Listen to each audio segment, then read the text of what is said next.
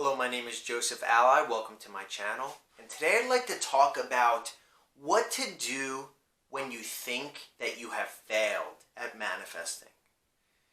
It's imperative that we understand first and foremost that all things are possible.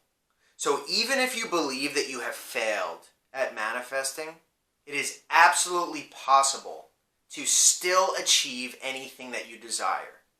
The reason for this is because all things exist now in your greater consciousness, right? All dimensions exist with every possibility already done.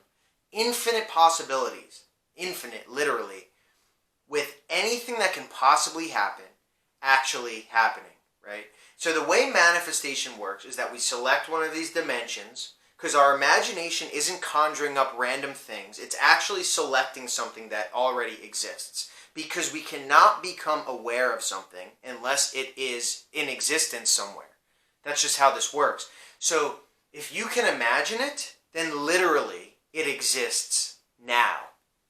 So I wanted to make that deliberately and explicitly clear that no matter what the case, you can still manifest anything that you want. The other thing that I want to point out right off the bat is that a lot of times people confuse failure for the time gap that it takes to manifest. So we do not determine how fast or how slow or in which way a manifestation comes to pass. Even if we write the list that I recommend, that doesn't mean it needs to come that very day. When I write my list, some things manifest that day, right? Just to be clear, I make a list every day of 5, 10, 15, 20 different things, enough so that I don't remember what they are, and that's analog to dropping it, is forgetting it. And they will manifest either today, tomorrow, or in the weeks, months, and years to come. So there's no way that you can tell when and how something is going to come. So if it's been a while, there's no indication that you have actually failed at your manifestation. Now there's other cases where you may have messed things up, such as in a relationship, if your thoughts were negative and jealous and insecure and you were afraid of them leaving, then you may have manifested them leaving. But there's no indication that you cannot get them back. Anything is possible. All things are possible.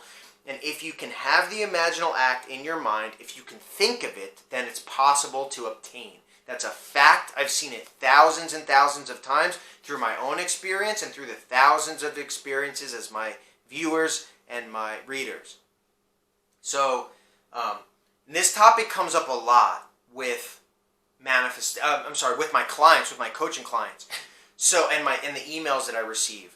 So, how do we know if something has failed? Well, we first of all, like I said, the ways that I've seen things failed are through accidental manifestations where something gets messed up, right? But otherwise, we're not 100% sure. But if it seems that something has not come to pass, like I said, I want to comfort you in saying that it's still possible.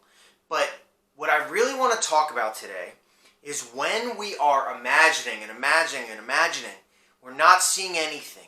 We're starting to get stressed and strained and feel like we can't think straight, or we can't imagine straight, or we can't get rid of the negative feelings when we're imagining. Because I want to be very clear now. Our feelings create. So if I'm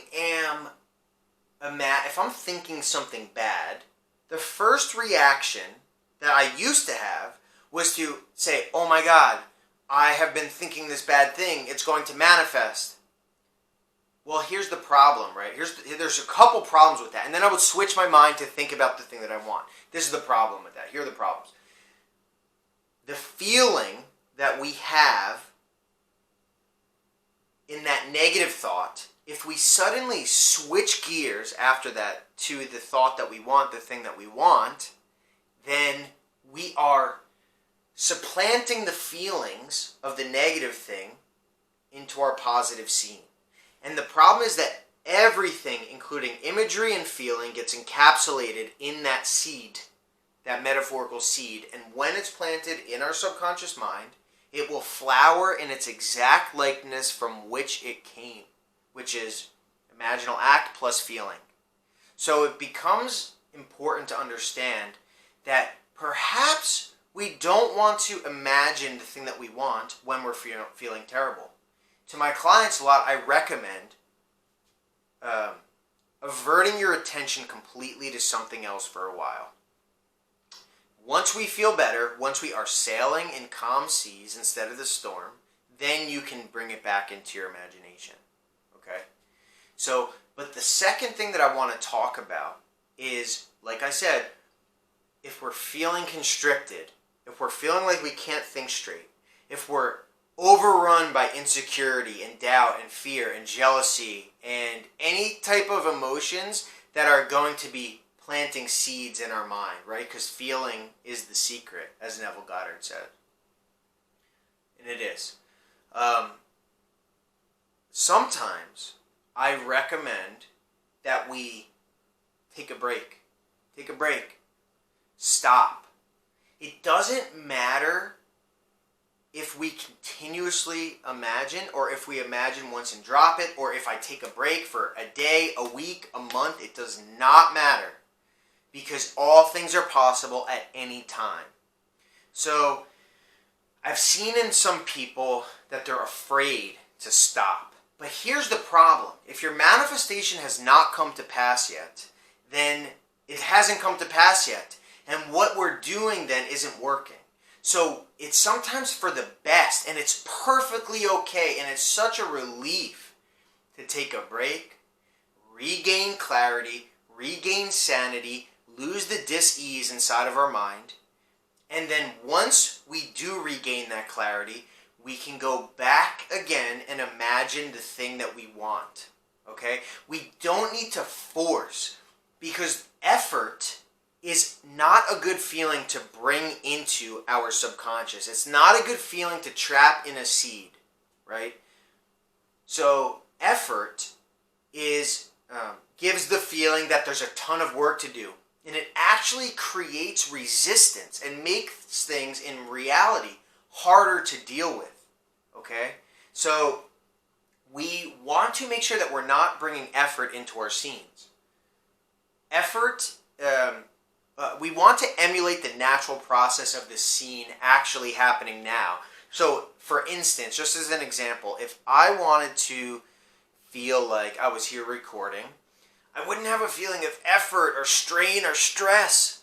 I would feel normal and not necessarily happy, but I'd feel normal and concentrate. And I was talking to a client today, and he was saying that he was trying to do a wedding scene or being with a specific person, but some bridge of incidents had unfolded recently in his awareness, and he didn't like the way that it happened, right? So it felt not good.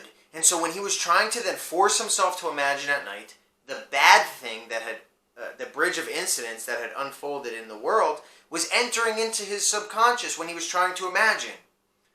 So what we want to do there is a couple of different things, or any number of things, but we either want to stop and just regroup, take a break. There's no harm in doing that, taking a break. I do it all the time for things that kind of, in the end, tend to stress me out if it's not happening. Things that are super, super important or pressing are generally these things I'm talking about now, right? So we can take a break. No issue to taking a break. And then the other thing we can do is to take a different angle, right? Do a different angle on this. And so what I mean by that is, instead of being in the scene itself, which can draw feelings of resistance and anxiety, we can take it back a level, right? And I have a worksheet on my website, Sovereign Mind, about this. So if you go to the site, you'll see it. But what I'm talking about here is, instead of being in the scene where I'm married to them, I could instead have a conversation with a friend about my successful end, okay?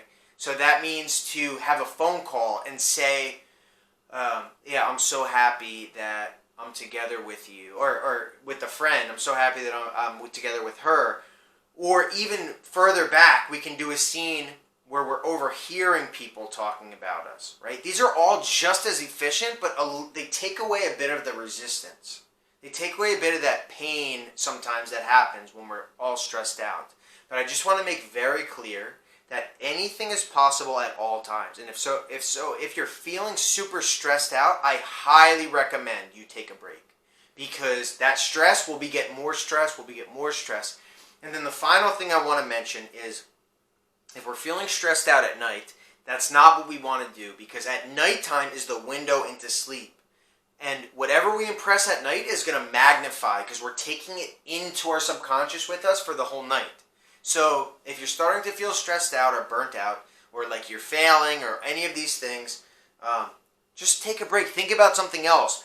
Imagine something positive and start to rebuild your faith a little bit, because it can hurt the faith sometimes. But I promise you that this works. I swear it works. In the beginning, I failed so many times for years and years and years. I've been doing this for a long time. And in the beginning, not having the correct information, I failed all the time.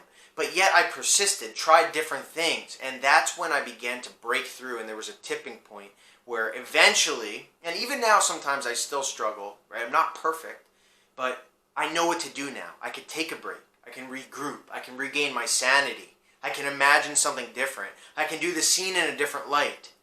There's so many different things you can do. So anyway, thank you so much for watching. If you like this, please scroll down, hit the subscribe button, hit the bell icon, and stay tuned for more.